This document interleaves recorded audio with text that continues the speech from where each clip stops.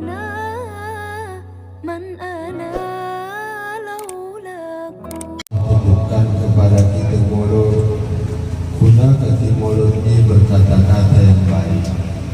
Juga seluruh nikmat yang ada pada tubuh kita itu adalah titipan Allah Subhanahu wa Ta'ala.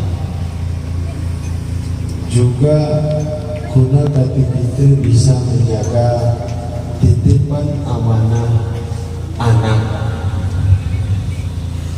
karena kena Nabi mungkin ini khusus kepada ahli bait secara lafaz, secara undangan, tetapi ini juga kepada kita berdua ini. Kullu mauludin yuladu 'alal fitrah. Setiap anak itu terlahir dalam keadaan suci. Fa'abawahu, maka dua ibu bapaknya lah yang menjadikan anak Nasrani, dan dua ibu bapaknya lah yang menjadikan anak sebagai Majusi. Maka kita berzikir ratib sendiri bagaimana agar kita peduli kepada anak, yang bahwa anak adalah titipan Allah. Jadi sebagai titipan kita harus memelihara, menjaganya, agar anak yang baru lahir dalam keadaan suci juga kita kembalikan kepada asalnya, yaitu suci fitrah, seperti dalam makalah Abuya bahwa insan adalah manusia paling mulia di muka bumi. Jadi kehkenya Allah, laqad khalaqnal insana fi ahsani taqwim. Sungguh kami ciptakan jin dan manusia, sungguh kami ciptakan insan dalam sebaik-baik bentuk, rupai paling jernih dari sekalian ciptaan, jiwa dan raga, arah akal, arah nafsu.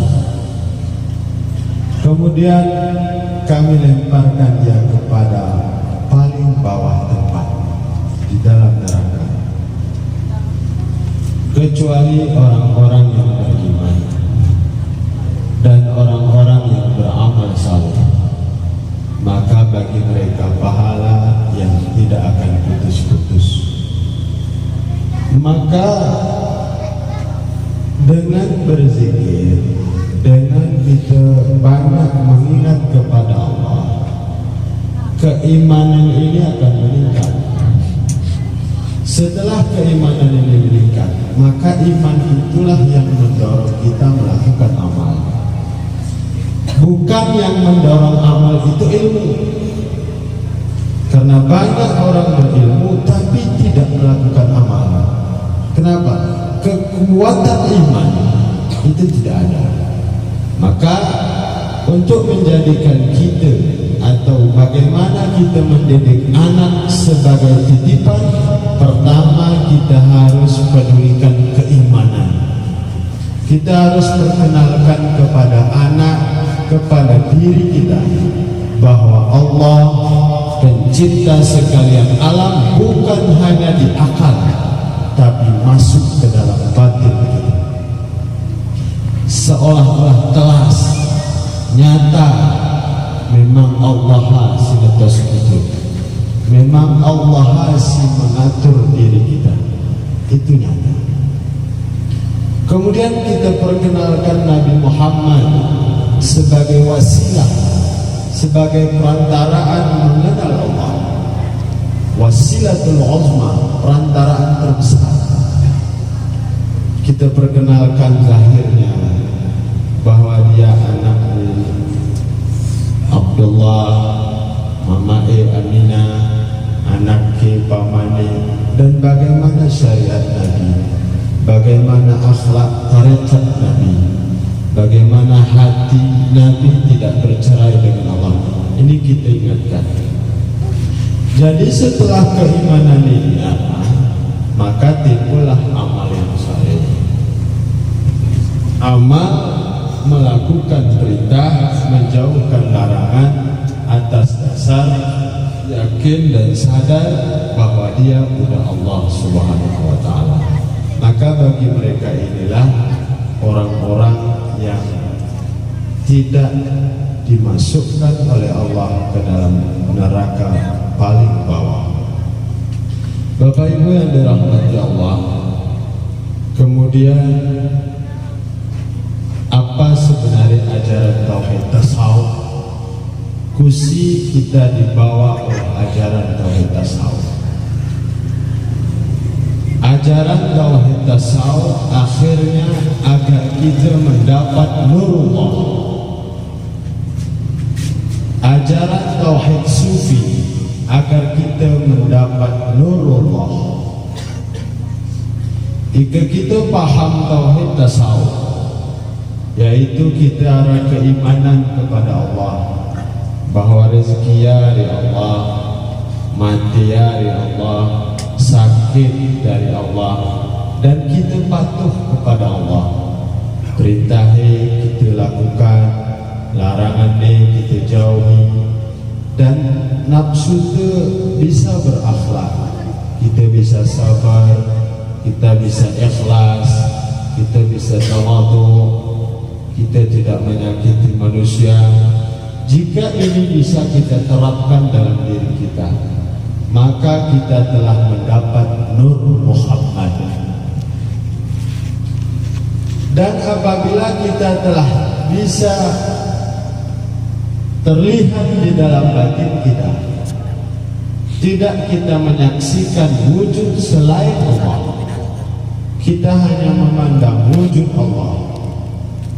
Apa perbuatan dalam alam itu perbuatan Allah. Apa sifat yang ada pada alam itu dari sifat Allah, dan zat yang ada dari zat Allah. Jika itu bisa di dalam batin kita, kita tidak menengok kepada wujud selain Allah, maka kita telah mendapat nurullah.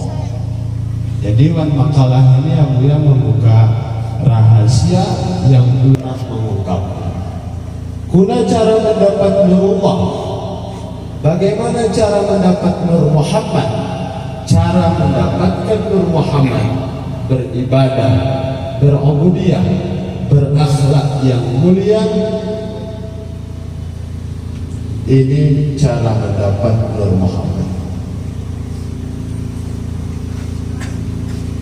Dan cara mendapatkan nurullah, jangan ada terlihat di dalam batin wujud selain Allah. Kita harus keluarkan selain Allah dari dalam batin kita. Maka pada saat itu kita Allah. Jadi ketika amal itu tidak dilihat,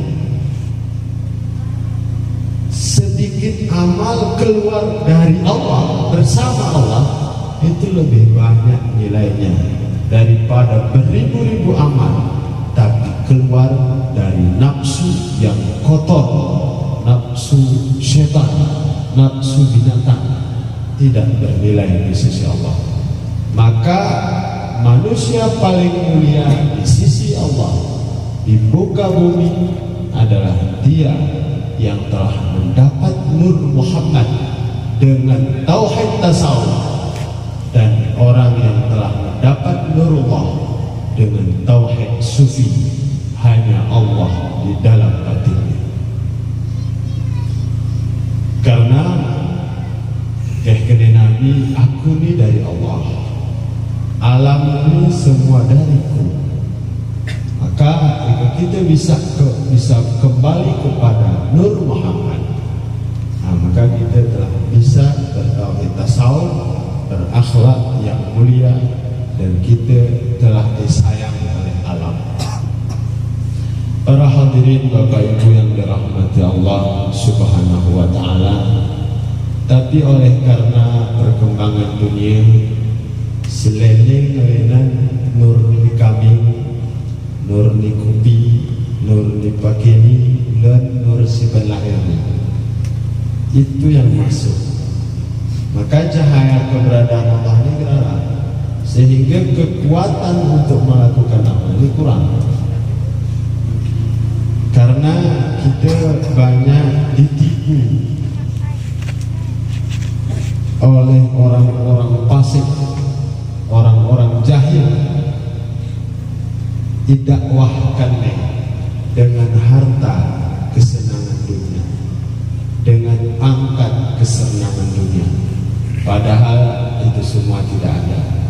Karena Allah, man amila shalihan min dzakarin aw untha wa huwa mu'min falanuhyiyannahu hayatan thayyibah. Siapa beramal saleh, laki-laki atau perempuan, dan beriman, pegangannya hanya Allah, gerara menggeser dari selain Allah, maka dia akan Allah berikan kehidupan yang baik. Jadi korang meh-senanya, orang pangkat meh pangkat sesi. Dengan Allah, Allah itu tidak mati, Allah itu tidak kaya, Allah itu tidak mau miskin. Maka selama kita bersamanya, selama itu Allah akan berikan ketenangan. Maka Bapak Ibu yang dirahmati Allah Subhanahu wa Ta'ala, penting bagi kita, terutama anggota MPTT dan Lagu Kenai Panglima, kita perkenalkanlah Ratu Sri Beni kepada yang belum-belum, karena ini akhir zaman. Geh kene abuya, sebelum kami ulang mana, sekarang ini umat sangat sayang dan hanati sayang, karena tidak ada lagi orang yang mengarahkan umat kepada Allah. Ulama dengan umara sama, ulama orang pemerintah sama, tujuannya keuntungan nafsu, tujuan hidupnya hanya uang, duit. Maka umat akan terombang-ambing, usuh, nyanya, resah, gelisah. Maka perlu dengan ajaran sufi, ajaran tauhid tasawuf, guna ketika kita dihantar oleh Abuya kepada Allah Subhanahu wa Ta'ala. Hadirin Bapak Ibu yang dirahmati Allah, sebenarnya keperin temas, di keperinnya enggak, tergantung kemauan. Maka tauhid tasawuf ini ada sari adalah kasat kemauan. Kusi kita tanya ke diri itu, dalam kita menjalani murid ini, kusi kemauan itu apa tujuan? Menuntut sayang saya, menuntut redha saya. Kita tanya ke diri itu, kumpus, nomi, bergaul, kenapa? Apa ken tubuh ni pelit? Apa tujuannya? Kita tanya. Jadi dalam ajaran tauhid tasawuf, kita diajarkan kecil perbuatan tapi guna kati untuk Allah, guna kati disayang oleh Allah. Maka dasar tauhid tasawuf ini kasat kemauan. Betapa kuat atau kul kemauan untuk Allah. Nah, kalau yang kita dibimbing oleh guru, ucap kemauan itu, maka tak guna oleh digunakan. Nah, maka kemauan. Jadi kemana kemauan kita? Yaitu kepada Allah Subhanahu wa Ta'ala. Jadi pertama lagu kita harus berkemauan melatih ilmu, melatih ilmu kepada anggota, bahwa di kita melatih ilmu sumiang, kita latih tubuh kita sumiang, kita latih patuh anggota tubuh kita kepada Allah, kita latih hati kita agar mengingat kepada Ini latihan kasat kemauan tak melatih ilmu agar zahir di anggota tubuh. Dan kedua, kita mengkasat yaitu hukum, segala hukum itu agar masuk ke dalam hati, bahwa karena Allah senyangi wajib, kewajibannya masuk puasa. Itu cuma di akal. Bagaimana jika sawakku gemetar hati, kewajibannya itu masuk. Kita harus melatih hukum masuk ke dalam hati. Di samping kita melatih kepada anggota, juga kita latih guna ketimayu puasa. Mupeta haram guna kati haram puasa, agar kita menghindari. Senyanga wajib guna kati kita puasa, senyang itu wajib.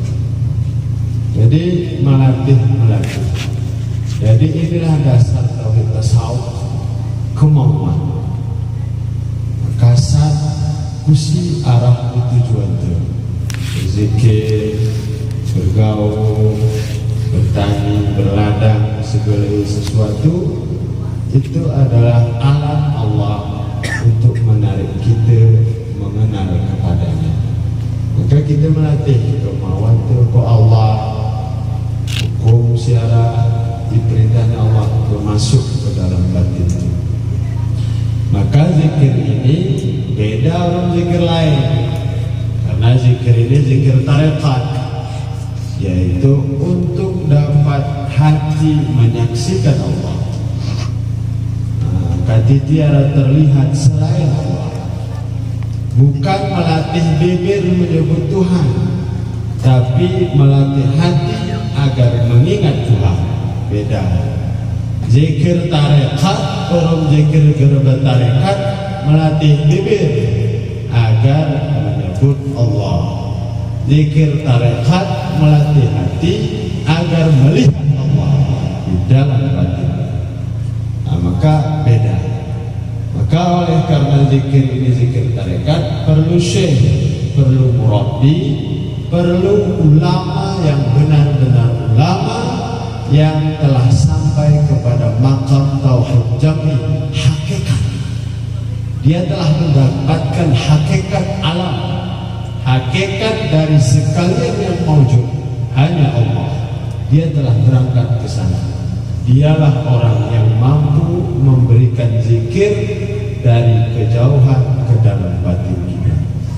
Benar ini connect ketiabuya ngere manusia. Kita melakukan amal ini. Kita berzikir habis ini ketiabuya susah. Mirip.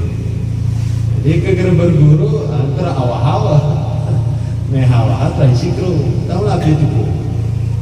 Nah, maka zikir ini berbeda dengan zikir lain karena untuk melatih hati agar bukan sekedar ingat Allah.